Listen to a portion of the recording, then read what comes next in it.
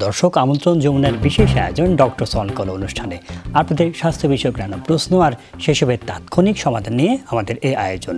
থাকছেন দেশ বরেণ্য আর আধুনিক চিকিৎসা বিজ্ঞানের দক্ষ চিকিৎসকরা। এই পর্যায়ে আজ আমাদের আলোচনার বিষয় ব্রণ ও মেস্তা চিকিৎসায় করণীয়। আজ আমাদের সঙ্গে অতিথি হিসেবে আছেন অধ্যাপক ডাক্তার শহীদুল্লাহ শিকদার, চর্ম ও যৌন রোগ বিশেষজ্ঞ এবং প্রাক্তন উপাচার্য, বঙ্গবন্ধু শেখ মুজিব মেডিকেল বিশ্ববিদ্যালয়। অনুষ্ঠানে পরামর্শ পেতে ফোন করুন 0298240552 এই নম্বরে। পুরো অনুষ্ঠান জুড়ে সাথে আছে আমি ডাক্তার আবু সাইদ শিমুল। দর্শক, আমাদের খাদ্যাভ্যাস এবং জীবনযাপনের কারণে এবং পরিবেশগত বিভিন্ন কারণেই ব্রণ এবং মেস্তা কিন্তু আজকাল বেড়েই চলেছে এবং আমাদের মধ্যে কিন্তু সচেতনতাও বৃদ্ধি পাচ্ছে। আমি বলবো চিকিৎসকের কাছে যাওয়ার প্রবণতা বাড়ছে। ব্রণ এবং মেস্তা কী এবং কেন হয়, কী কারণে হয় এবং কি কি চিকিৎসা রয়েছে এই আমাদের দেশে এবং কি কি করলে এ থেকে মুক্তি পাওয়া সম্ভব, এই সব বিষয় নিয়ে আলাপ করবো। আমাদের সাথে অতিথি হিসেবে আছেন অধ্যাপক শহীদুল্লাহ শিকদার। আপনাকে স্বাগত আমাদের অনুষ্ঠানে। ধন্যবাদ স্যার। প্রথমে যদি একটু আমাদের বলতেন, ব্রণ তো মোটামুটি আমরা চিনি, আসলে ব্রণ জিনিসটা কি আমাদের বৈজ্ঞানিকভাবে বা চিকিৎসা বিজ্ঞানের ভাষায় যদি একটু আমাদের দর্শকদের একটু ব্যাখ্যা করে দিতেন। ধন্যবাদ। অ্যাকচুয়ালি ব্রণ বা একনি, ইংরেজিতে একনি বলা হয় আর কি, বা এটার বৈজ্ঞানিক নাম একনি। তো একনি বেশ কয়েক প্রকারের হয়। এই ব্রণ বা একনি মুখে বাংলাদেশের মানুষের সাধারণভাবে শালও বলে, যে মুখে শাল হয়, গোটা হয়। এই বিষয়টি আসলে সব মানুষের কম বেশি হয়, পুরুষের তুলনায় মেয়েদের একটু বেশি হয়। এবং সেখানে মনে রাখতে হবে যে টিন এজ মানে বয়সন্ধিকালে হয়, বিশেষ করে পিউবার্টাল এজ, যখন মানুষের শারীরিক পরিবর্তনগুলি আসে, সেক্সের যখন প্রকাশ ঘটে, অর্থাৎ 12 বছরের সময় থেকে আরম্ভ করে যখন সেক্স হরমোনগুলো সিক্রেশন হয় বা অ্যান্ড্রোজেনিক হরমোনগুলো যখন এক্সেসিভ সিক্রেশন হয়, তখন এটা শুরু হয় আর কি। কেন মেয়েদের বেশি হয়, পুরুষের কম হয়? পুরুষেরও হয়। এটার কারণটা হলো যে এইটা মূলত হয় এন্ড্রোজেন হরমোনের জন্য। মেয়েদের তো একটু ব্যালেন্স থাকে, এন্ড্রোজেন কম থাকে, এস্ট্রোজেন বেশি থাকে। তো যখন বয়ঃসন্ধিকালে মেয়েদের এই বিষয়টা একটু হরমোনাল চেঞ্জগুলো হয় বডিতে, দেখা যায় বডি বেশ বিউটিফিকেশন হচ্ছে, সুন্দর হচ্ছে, চামড়া নিচে একটু ফ্যাট জমছে, আগের চাইতে বেশ সুন্দর হচ্ছে, স্বাস্থ্যের একটু পরিবর্তন হয়। সেই সাথে সাথে এই যে বিভিন্ন হরমোনের আধিক্য হয়, এখানে এন্ড্রোজেন হরমোনটা একটু তুলনামূলকভাবে বেশি সিক্রেশন হওয়ার কারণে মেয়েদের এই বিষয়টা এখানে এক্সেসিভ একটু প্রলিফারেশন হয়ে সেখানে সিবাম সিক্রেশন হয়।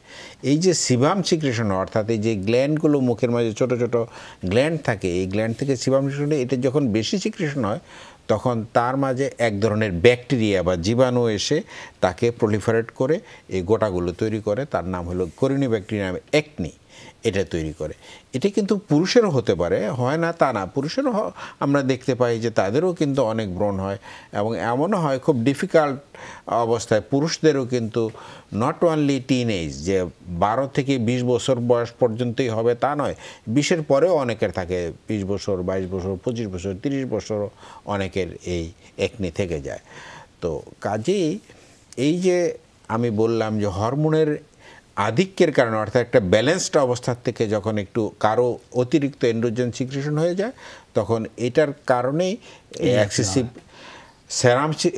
সিবাম সিক্রেশন হয়। সেই সিবামের সিবামটা আসলে করিনি ব্যাকটেরিয়া, একটি ব্যাকটেরিয়া একটা খাবার, সে খেয়ে বেশি প্রলিফারেট করে এখানে এই এক্সেসিভ ব্রণ বা গোটাগুলো তৈরি করে।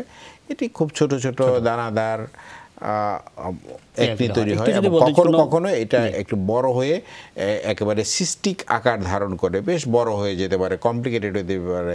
এটা ওপেনে থাকে আবার ক্লোজও থাকে একনি। আচ্ছা, এই কোনো খাদ্যাভ্যাস বা জীবনযাপন, অনেক বলে যে তেল দিলে বেশি হয়, এইসব কি কোনো আছে বা কোনো খাবার, তৈলাক্ত খাবার, এগুলির কি কোনো আসলে কোনো ভূমিকা রয়েছে কিনা? খুব খাবারের সাথে আসলে কোনো ভূমিকা নেই, এটা মনে রাখতে হবে।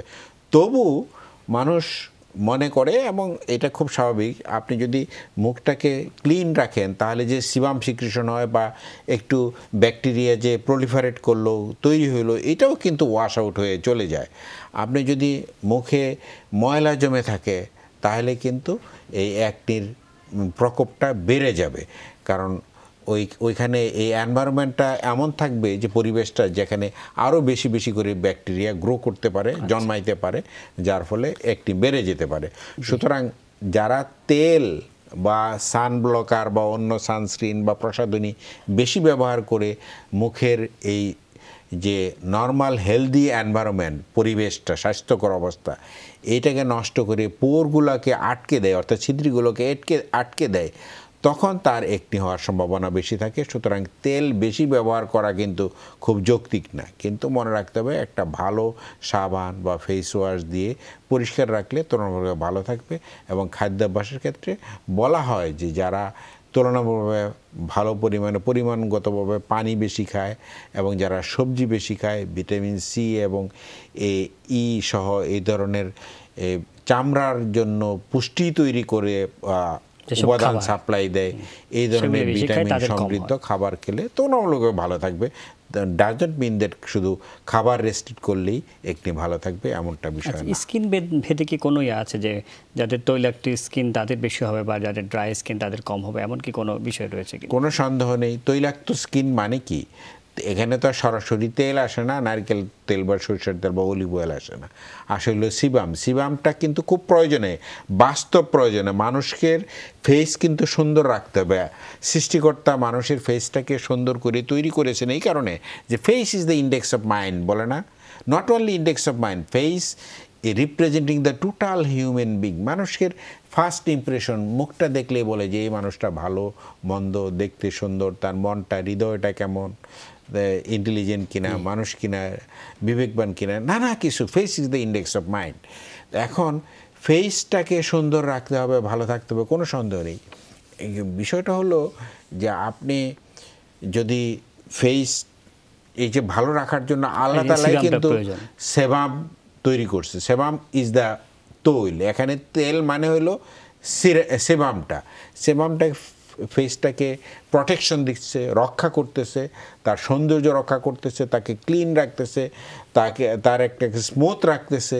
এখানে যদি কারো বেশি সেবাম সিক্রেশন হয় তাহলে অতিরিক্ত তৈলাক্ত মনে হবে, তাহলে যার সেবাম বেশি সিক্রেশন হচ্ছে তার এখানে ব্যাকটেরিয়া বেশি হবে, একনি বা ব্রণ বেশি হবে, তার খুব স্বাভাবিক। খুবই সুন্দরভাবে বলছেন যে ব্রণের নিশ্চয় আধুনিক চিকিৎসা রয়েছে। এই চিকিৎসা সম্পর্কে আমরা শুনবো একটি বিরতির পর।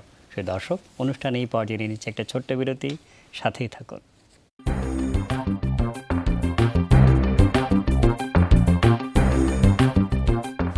আসলে চিকিৎসা তো খুব কঠিন কিছু নয়, ব্রণ অটোমেটিক্যালি ভালো হয়ে যায়। যাদের কম হয় তাদের কোনো চিকিৎসা ছাড়াই ভালো হয়ে যায়, যাদের বেশি হয় তাদের চিকিৎসা করতে হবে।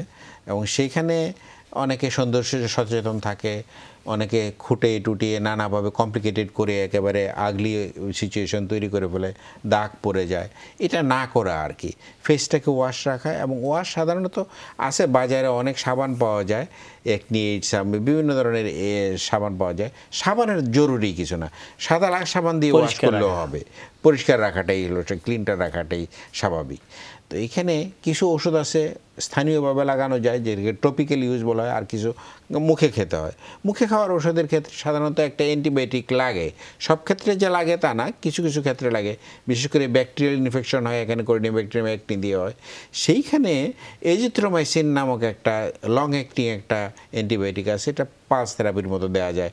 250 মিলিগ্রাম পরপর 3 দিন দিয়ে, 4 দিন অফ দিয়ে, এভাবে 6 সপ্তাহ বা একটু বেশি সময় লাগে।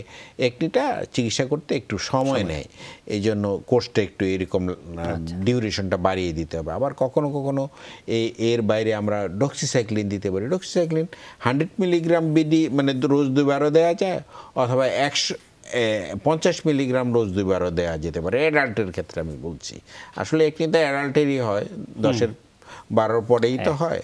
সুতরাং একটু খেয়াল রাখতে হবে। যাদের আরও কিছু ওষুধ আছে, রেটিনোইক অ্যাসিড আছে, এটা মুখেও রেটিনোইক অ্যাসিড খাওয়ানো যেতে পারে, মানে ভিটামিন এ সিনথেটিক প্রিপারেশন। আরও অনেক ক্লিন্ডামাইসিন আছে, আরও অনেক মুখে খাওয়ার ওষুধ আছে, সেগুলো সবসময় খুব জরুরি না। তার চাইতে আমি মনে করি যে সাধারণভাবে যতগুলো একনি আছে এর জন্য আপনি টপিক্যালি বা স্থানীয়ভাবে যদি মুখে লাগান, বিশেষ করে রাত্রে যদি ক্লিন্ডামাইসিন বা ইরাইথ্রোমাইসিন ক্রিম জাতীয় ওষুধ রাত্রে ইউজ করেন, এবং সকালে যদি ধুয়ে ফেলেন, রেটিনিক অ্যাসিডও অনেক সময় দিতে হয়, রাত্রে দিয়ে সকালে ধুয়ে ফেলতে হবে। এই ওষুধগুলোর কিছু কিছু ওষুধ ফটোসেন্সিটিভ, অর্থাৎ দিনের বেলায় যদি মুখের মাঝে থাকে তাহলে সূর্যের আলোর সাথে রিয়াকশন করে একটু আগলি সিচুয়েশন তৈরি করবে বা একটু দাগ পড়ে যেতে পারে। সুতরাং খুব সাবধানতার সাথে রাতের ওষুধটা ব্যবহার করে সকালে ধুয়ে ফেলতে হবে। ধুয়ে আবার সকালে যদি কখনো লাগে যে হাইপারসেনসিটিভ কিছু সিচুয়েশন আছে, তাহলে একটা মাইল্ড স্টেরয়েড অথবা combination of mild steroid with fusidic acid বা অন্য কোনো অ্যান্টিবায়োটিকের সাথে মিক্স করা ক্রিম বা ওয়েনমেন্ট ব্যবহার করা যেতে পারে। ক্রিম ইউজ করাই বেটার ওয়েনমেন্টের যেতে, কারণ ওয়েনমেন্ট একটু লেগে থাকবে চামড়ার মাঝে, তখন একটু বাইরে যারা আউটডোরে কাজ করে, অফিস আদালতে কাজ করে, তাদের জন্য সৌন্দর্যের বা পরিবেশগত একটা সংকট তৈরি হতে পারে। সুতরাং সব কিছু বিবেচনায় রেখে আমি মনে করি যে একটু ক্রিম ব্যবহার করলেই ভালো। এর বাইরে আরও একনির চিকিৎসা আছে। আমার মনে হয় যে একনি খুব কঠিন রোগ নয়, এ নিয়ে দুশ্চিন্তা করে অপচিকিৎসার ধৈর্য ধরে চিকিৎসকের প্রতি আস্থা রেখে যে দীর্ঘমেয়াদী চিকিৎসা, এক্স্যাক্টলি এটা নিয়ে অপচিকিৎসার ধারস্থ হওয়া উচিত নয়। অনেক ডিভাইস বলা হয় যে একনিতে আপনি লেজার করেন, এটা করেন, ওইটা করেন, সার্জারি করেন। দীর্ঘদিন ধরে যেটা পরীক্ষিত চিকিৎসা এবং যে চিকিৎসা দিয়ে আমরা ফল পাচ্ছি সেটার উপর আস্থা থাকা উচিত। এক্স্যাক্টলি বিষয়টা হলো যে এই ধরনের কোনো ইন্টারভেনশনে বা সার্জারি চিকিৎসাতে চট করে যাওয়াটা উচিত নয়। শুধু যে পয়সা নষ্ট হবে তা নয়, তার পাশাপাশি চামড়ারও ক্ষতি হবে, মুখের ফেসের যে সৌন্দর্য এটারও হানি হবে। সুতরাং সবসময় মনে রাখতে হবে যে আল্লাহ বা সৃষ্টিকর্তা মানুষকে যেই ফেসটা দিয়েছেন এটাকে যতটুকু সম্ভব প্রিজার্ভ করে রাখা, রক্ষা করা, এটাই সবচেয়ে সুন্দর, এটাই ন্যাচারাল, এটা প্রকৃতিগত সবচেয়ে সুন্দর। কিন্তু এটি আপনি আর্টিফিশিয়ালি কোনো কিছু করে এটাকে যদি ঝামেলা করেন তাহলে সমস্যা আরও বৃদ্ধি পেতে পারে। যে মেকআপ বা অন্য কিছু করলে কি একনি বাড়ার সম্ভাবনা রয়েছে কিনা? এই প্রথমে বলেছি আপনাকে যে যদি পোরগুলো যদি বন্ধ করে ফেলা হয়, অর্থাৎ যে এই যে সিবাম বের হওয়ার যে রাস্তাটা, এই ছিদ্রিটা যদি বন্ধ হয়ে যায় তাহলে একটা বেশি করে স্ট্যাগনেন্ট অবস্থাতে বেশি করে সিবাম তৈরি হবে, সেই সিবামের মাঝে আরও বেশি করে মাল্টিপ্লাই করবে ব্যাকটেরিয়া, বেড়ে যাবে, বেড়ে গেলে একনি বেড়ে যাবে। সুতরাং প্রসাধনী ব্যবহারের ক্ষেত্রে সাবধান থাকতে হবে। এমন কোনো প্রসাধনী ব্যবহার করা যাবে, কিন্তু এমন কোনো প্রসাধনী ব্যবহার করা যাবে না যা দিয়ে এই পোরগুলো বা ছিদ্রিগুলো, একনির যে গ্ল্যান্ডের যে ছিদ্রি সেটা যেন বন্ধ না হয়ে যায় এবং এখানে কোনো রিয়াকশন তৈরি না করে, কোনো ইনফ্লামেশন না হয়, কোনো দাগ না পড়ে, সূর্যের আলোর সাথে রিয়াকশন না হয়, এরকম খেয়াল রাখতে। একটু যদি বলতেন, অনেকের কাছে এটা প্রশ্ন করে থাকে যে ব্রণ হওয়ার সেরে যাওয়ার পরও তো দেখা যায় যে দাগ থেকে যে অনেকের গর্ত হয়ে যায়, সেগুলো সারার কি কোনো উপায় রয়েছে কিনা? কোনো সন্দেহ নেই, there are many options of this post acne scar বলা হয়, অর্থাৎ একনি হয়ে যাওয়ার পরে, ব্রণ হয়ে যাওয়ার পরে কিছু কিছু ছিদ্রি থাকে, গর্ত থাকে, এলিভেশন থাকে। দর্শকের প্রশ্নটা একটু নিয়ে নিতে চাইছি। দর্শক কে বলছেন, কোথা থেকে বলছেন, আপনার নাম এবং বয়স বলে প্রশ্নটি করুন। নারায়ণগঞ্জ থেকে বলছি, আমার নাম শিরিন, আর আমার বয়স হচ্ছে 27 বছর। জি বলুন। যে আমার মুখে কোনো বড় নাই, শুধু একটু মেস্তা। জি মানে মেস্তা অনেক বেশি না, হালকা দুই সাইডে, মানে চোখের একটু কোণারে পানি দিয়ে মেস্তাগুলা। আচ্ছা, এটা কতদিন ধরে? এটা হচ্ছে এই 2-3 মাস হবে আর কি, 2-3 মাস ছিল না। হ্যাঁ জি জি। অন্য কোনো ওষুধ কি খান আপনি? না, আমি কোনো ওষুধ খাই না আর কি। জি। আপনি কি বিবাহিত? জি বিবাহিত, বাচ্চা আছে 2টা। জি। এই বাচ্চা হওয়ার পর আর কি মেস্তাটা হয়েছে। যে আমরা বোধহয় ওনার এটা বুঝতে পেরেছি স্যার। হ্যাঁ, আমরা মোটামুটি থেকে যে এখন মেস্তার আলাপটা করি। মেস্তা সম্পর্কে তো আমাদের এখন একটা বিরতির সময় হয়ে গেছে, ওনার প্রশ্নটির উত্তর আমরা দিতে চাই বিরতির পর। দর্শক, অনুষ্ঠানে এই পর্যায়ে নিয়ে নিচ্ছে একটা ছোট্ট বিরতি, সাথেই থাকুন।